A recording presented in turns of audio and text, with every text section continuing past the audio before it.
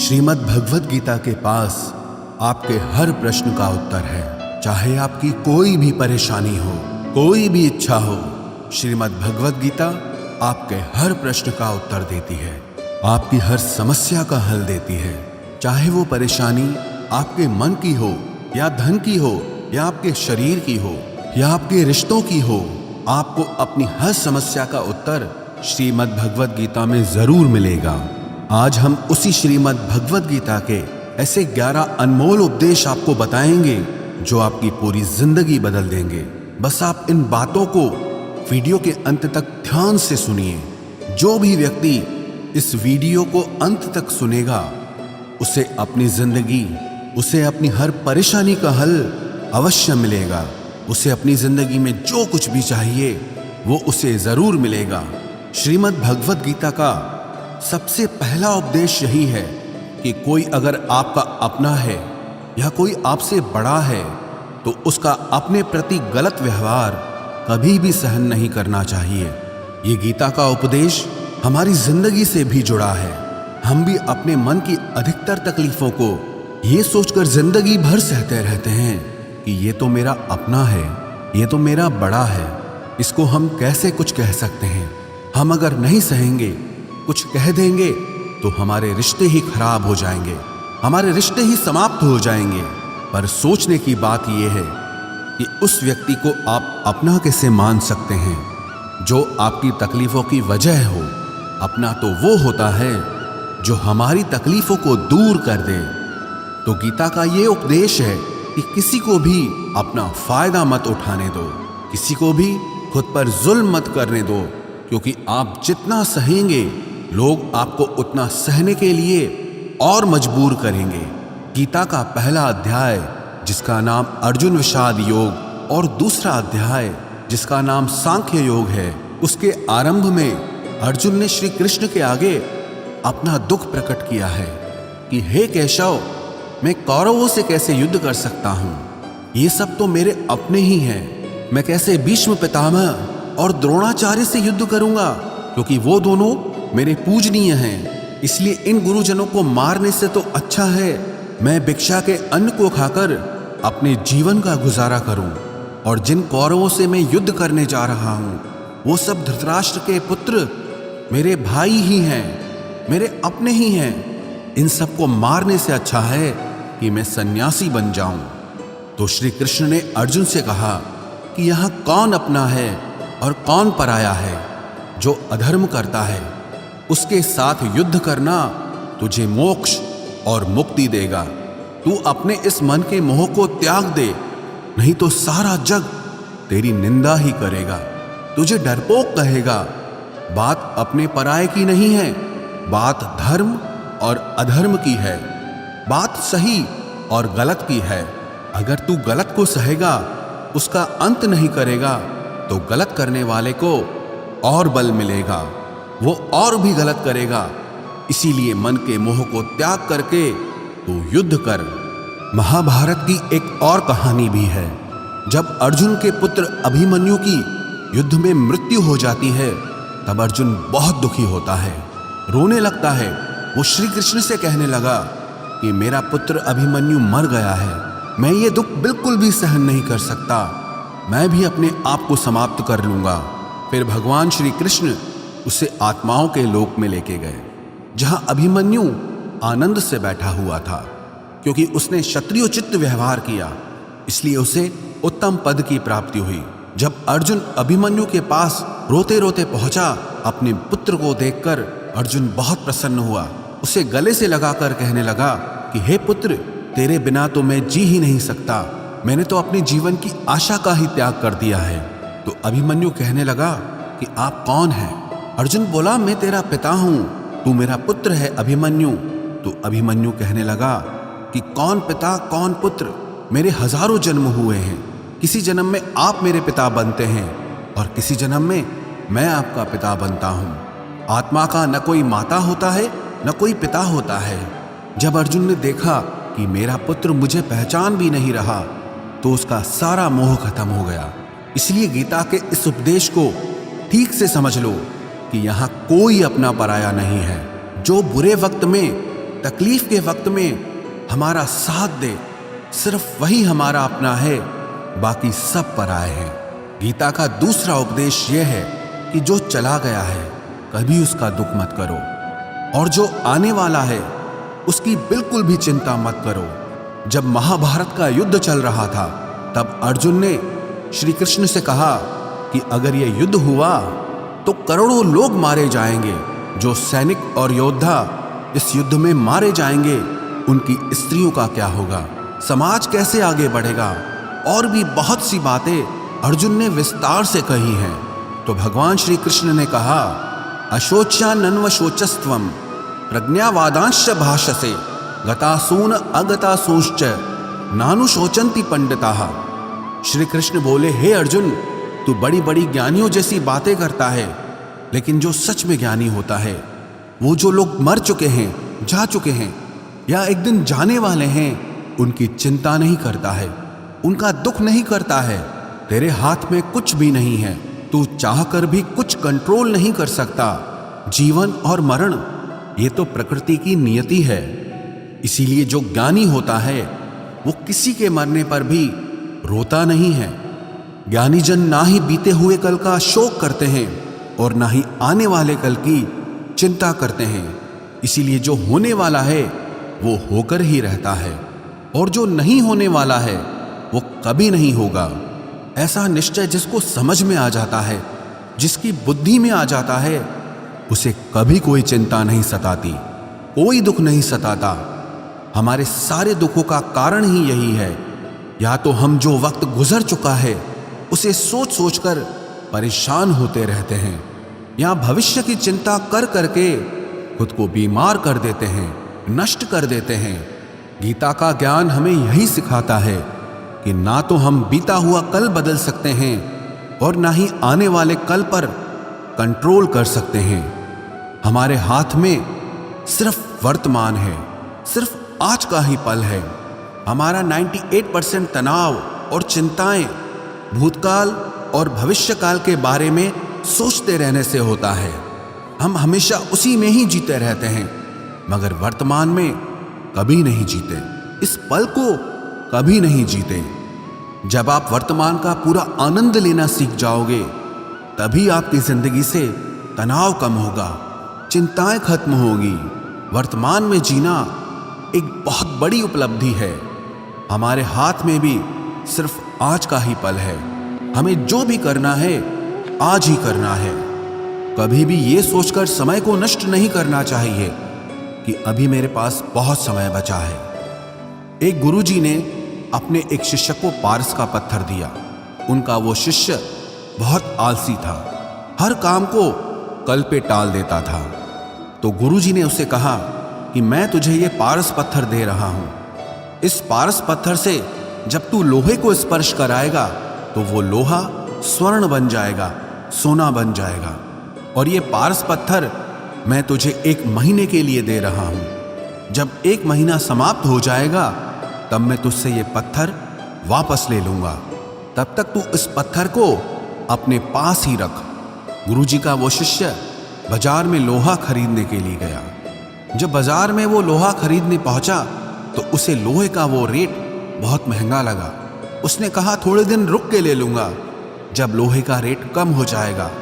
पर उसकी बुद्धि में ये बिल्कुल नहीं आया कि इस लोहे को मैं सोना बनाकर बहुत अधिक धन बना सकता हूं। लेकिन उसके मन की सुस्ती, उसके मन का आलस्य, उसकी वजह से उसने उस काम को कल पे टाल दिया। ऐसे ही करते करते पूरा महीना समाप्त हो गया। फिर गुरुजी उस शिष्य के पास आ पहुंचे कि बताओ तुमने कितना सोना बनाया।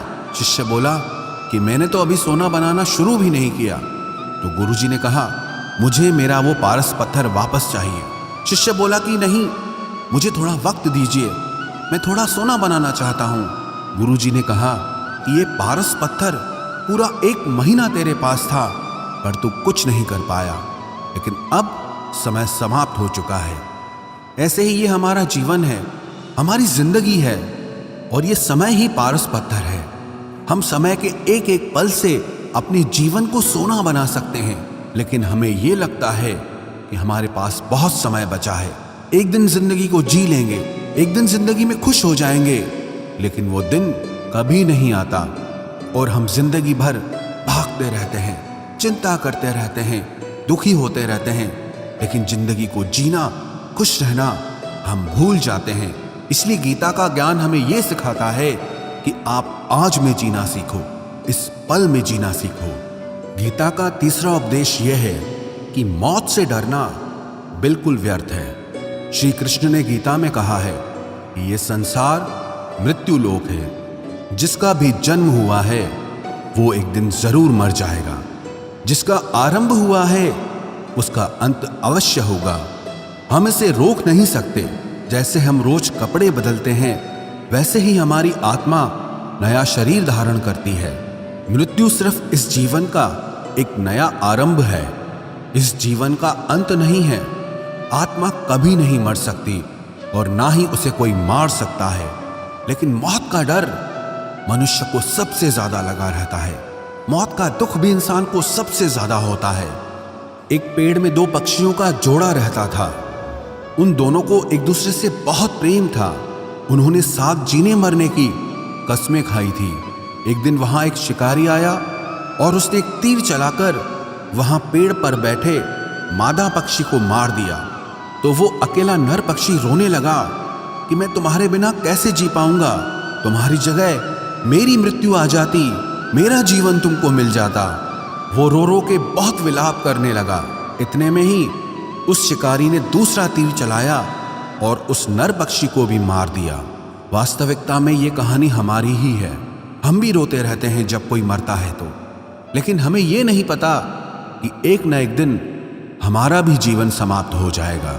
हम भी उसी मृत्यु के पेड़ पे ही बैठे हैं, लेकिन शरीर का मिटना हमारा अंत नहीं है। श्री कृष्ण ने अर्जुन से कहा कि हे अर्जुन, तेरे और मेरे अनंत जन्म हुए हैं। तुझे कुछ भी याद नहीं है, लेकिन मुझे सब याद है। जो व्यक्ति इस सत्य को समझ ले कि मैं यहां इस संसार में कुछ समय के लिए आया हूं, उसकी जिंदगी के सारे झगड़े, सारे दुख, सारी चिंताएं ही समाप्त हो जाएंगी। जब इस संसार से जाना ही है तो दुख किस बात का। पहले के जमाने में साधु महात्मा लोग पैदल यात्रा करते थे। यात्रा करते करते वो एक नगर में पहुंचे। वो महात्मा बहुत थक चुके थे। उस नगर में उन्होंने एक महल देखा और उन्होंने उस महल में जाकर विश्राम करने का सोचा और वो महल में जाकर सो गए। जब उस महल में वहां का राजा पहुंचा तो अपने पलंग पर उस महात्मा को सोता देखकर बहुत हैरान हो गया। राजा उस महात्मा से पूछने लगा कि तुम मेरे महल में कैसे घुस आए और मेरे बिस्तर पर सो रहे हो। महात्मा कहने लगा, ये तुम्हारा महल है? मुझे तो लगा ये धर्मशाला है। तो राजा ने कहा, आपको मेरा महल धर्मशाला कैसे लगा? तो महात्मा ने राजा से प्रश्न किया कि तुमसे पहले इस महल में कौन रहता था? तो वो राजा बोला कि मुझसे पहले मेरे पिता यहाँ पर रहते थे और उससे पहले मेरे दादाजी यहाँ पर रहते थे। तो महात्मा ने फिर प्रश्न किया कि क्या तुम इस महल में हमेशा रहोगे या तुम्हारे बाद कोई और रहेगा? तो राजा कहने लगा कि मेरे बाद मेरा पुत्र इस महल में रहेगा।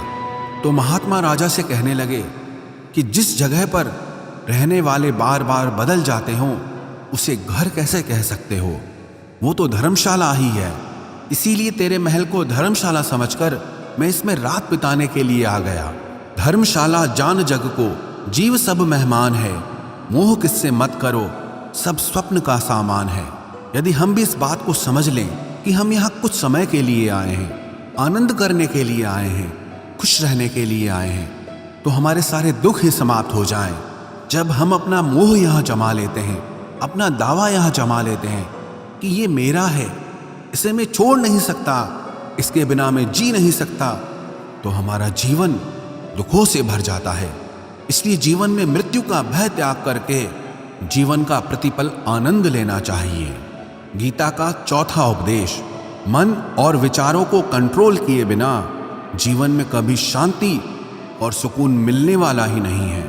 अर्जुन ने श्री कृष्ण से कहा कि मेरा मन सही गलत सब कुछ जानता है, फिर भी मेरे विचार और मेरा मन मुझसे कंट्रोल नहीं होता। मैं जो करना चाहता हूं वो कर नहीं पाता हूं। और जो नहीं करना चाहता हूं वो मेरा मन मुझसे जबरदस्ती करवाता है। इसीलिए मैं बेचैन हो गया हूं, मुझे शांति प्राप्त नहीं हो रही। तो श्री कृष्ण ने अर्जुन से कहा, उसके लिए तुझे अपने मन और विचारों से डिटैच होकर अपने मन और विचारों को सही दिशा में ले जाने की प्रैक्टिस करनी होगी, अभ्यास करना होगा। और ये एक दिन का काम नहीं है। जब तक तू अपने मन और विचारों की गुलामी का त्याग नहीं करता, तब तक तुझे जीवन में कभी शांति नहीं मिलेगी। एक राजा था, वो बहुत बेचैन और परेशान रहता था। एक दिन वो अपने गुरुजी के पास गया और उनसे कहने लगा कि मेरा मन बहुत बेचैन है, मैं बहुत परेशान हूँ, मैंने पूरे संसार को जीत लिया है, सब कुछ है मेरे पास, पर मैं खुश नहीं हूँ, मेरे मन में सुकून नहीं है, शांति नहीं है। तो गुरुजी ने राजा से कहा कि तुम्हारे नगर में अगर कोई ऐसा व्यक्ति है जिसने सुकून को प्राप्त कर लिया है, शांति को प्राप्त कर लिया है, तुम उसका एक बार कुर्ता पहन लो तो तुम्हारे जीवन में भी शांति आ जाएगी। राजा बहुत प्रसन्न हो गया कि ये तो बहुत आसान काम है। वो अपने राजमहल में आया और राजसभा में वो सबसे कहने लगा कि आप लोगों में से जो भी शांत हो चुका हो, जिसे सुकून मिल गया हो, वो अपना कुर्ता मुझे दे दे। वो बदले में जितना भी धन मांगेगा मैं उसे दे दूंगा। सब लोग एक दूसरे का मुंह देखने लगे।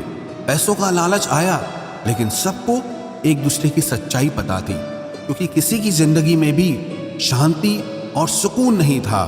सब अपना सर झुकाकर वहां पर खड़े हो गए।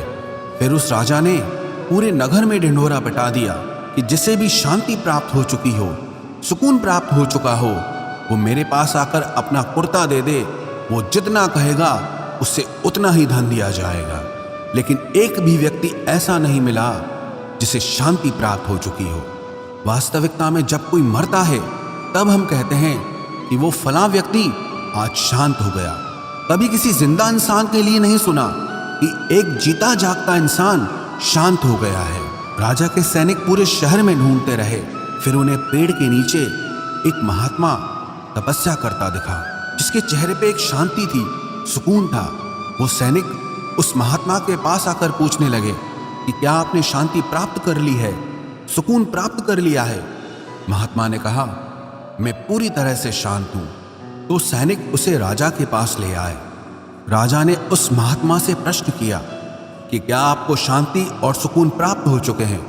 वो महात्मा कहने लगे, महाराज, मैं पूरी तरह से शांत हूं, मुझे कोई चिंता नहीं, मुझे किसी चीज की लालच नहीं, मुझे कोई इच्छा नहीं है।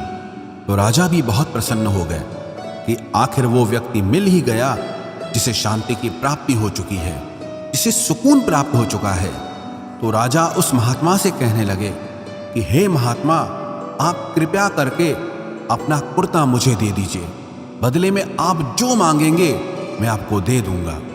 वो महात्मा कहने लगे कि महाराज, सुकून और शांति तो मुझे मिल चुके हैं, लेकिन क्या करूं, मेरे पास कुर्ता ही नहीं है पहनने के लिए जो मैं आपको दे सकूं। जब राजा ने उस महात्मा की ये बात सुनी कि इस महात्मा के पास कुर्ता भी नहीं है पहनने के लिए, उसके बाद भी ये महात्मा एकदम शांत है, इसके जीवन में सुकून है, मैं सारी जिंदगी धन को जोड़ने में लगा रहा, दुनिया जीतने में लगा रहा, लेकिन मुझे शांति नहीं मिली, सुकून नहीं मिला। क्योंकि शांति और सुकून बाहर की चीज नहीं है, अपने भीतर की चीज है। इसीलिए जब तक कोई व्यक्ति अपने मन और विचारों को कंट्रोल नहीं करता, तब तक उसके जीवन में सुकून और शांति नहीं आती। और गीता का उपदेश हमें यही सिखाता है कि जीवन में शांति चाहिए तो मन को शांत करना सीखो। गीता का 5वां उपदेश यह है कि वासना, क्रोध और लालच सर्वनाश का कारण है, नरक का द्वार है। जिस भी मनुष्य में ये 3 अवगुण होते हैं, वो हमेशा दूसरों को दुख पहुंचाकर अपने ही सुख और स्वार्थ की पूर्ति करता रहता है। किसी भी चीज की हद से ज्यादा वासना करना और क्रोधी स्वभाव होना और मन में लालच होना उसके जीवन के सुख को समाप्त कर देते हैं, उसके सारे रिश्तों में जहर भर देते हैं। इन्हें नरक का द्वार इसीलिए कहा गया है क्योंकि जिस इंसान में अत्यधिक क्रोध है, लालच है, वासना है, उसका पूरा जीवन जहर से भर जाता है, उसको मरने के बाद नहीं, जीते जी यहीं पर नरक का दर्शन होता है। गीता का छठा उपदेश यह है कि सब भगवान एक ही हैं, कोई छोटा बड़ा नहीं है।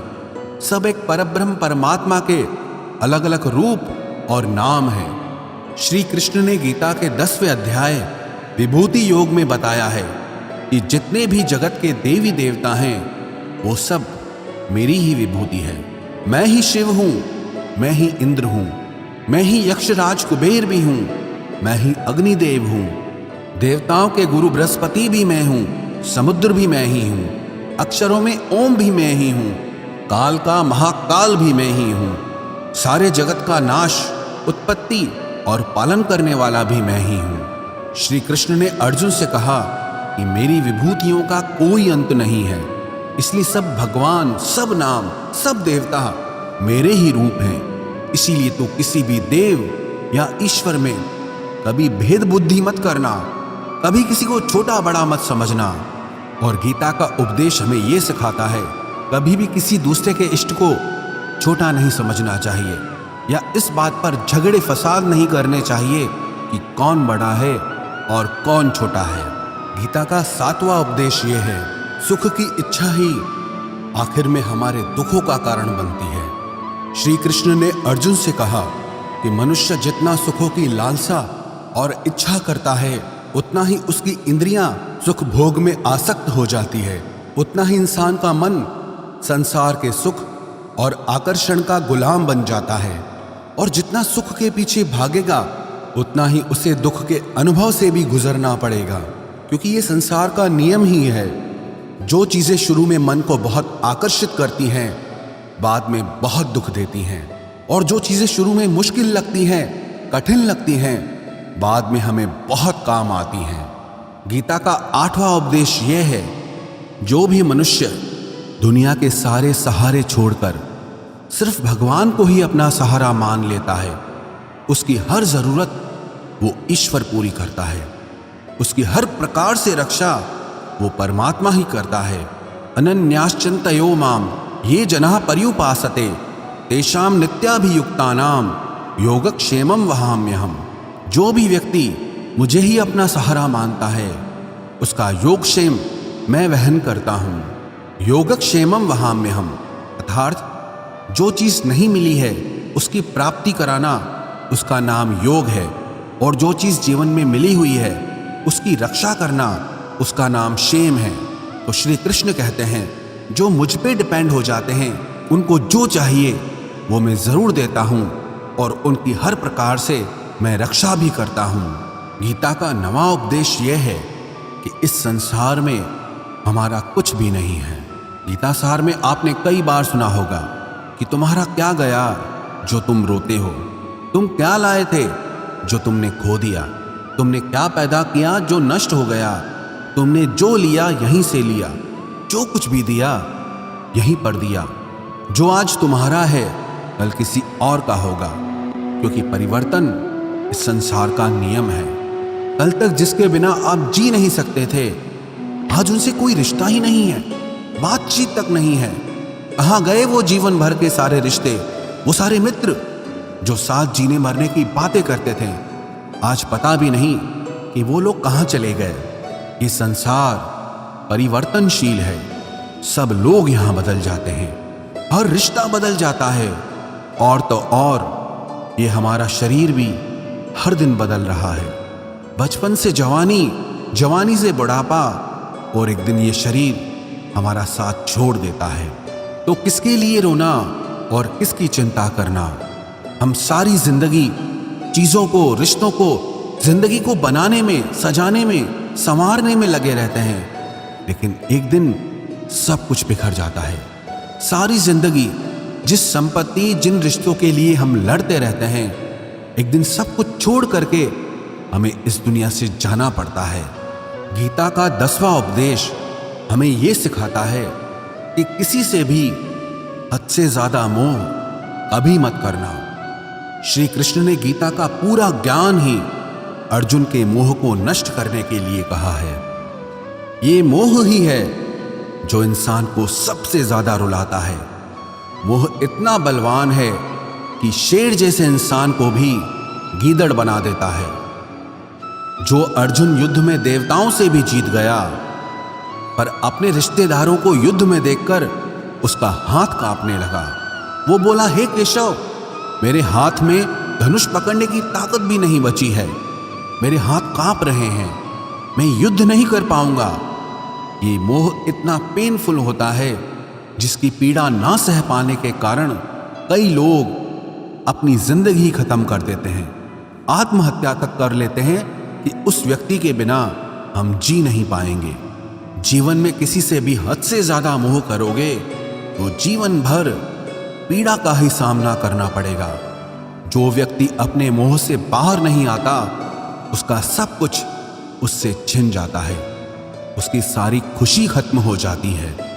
इसीलिए गीता का ज्ञान बार बार यही सिखाता है कि अपने मन के मोह को त्याग करके आप बलवान बनो, बुद्धिमान बनो, सत्य के दर्शन करो कि वास्तविकता क्या है। क्योंकि हमारा मोह हमें हमेशा झूठ ही दिखाता है, झूठ पे ही विश्वास दिलाता है और दिल में झूठी उम्मीदें जगाता है। और ये ही हमारे दुखों का सबसे बड़ा कारण है। हम ही मोह कर लेते हैं, हम ही लोगों से उम्मीदें लगा बैठते हैं, पर वास्तविकता बिल्कुल अलग होती है। लोग वैसे नहीं होते जैसे हम मान लेते हैं, जैसा हम समझ लेते हैं, क्योंकि मोह के कारण हमें सच्चाई नहीं दिख पाती, लोगों का असली चेहरा नहीं दिख पाता। इसीलिए गीता का उपदेश हमें यह सिखाता है कि जीवन में अगर आनंद और प्रसन्नता से रहना है तो किसी में भी हद से ज्यादा मोह कभी मत करना। गीता का 11वां उपदेश ये है कि इस दुनिया में अगर आए हो तो दुख तो मिलेगा ही मिलेगा।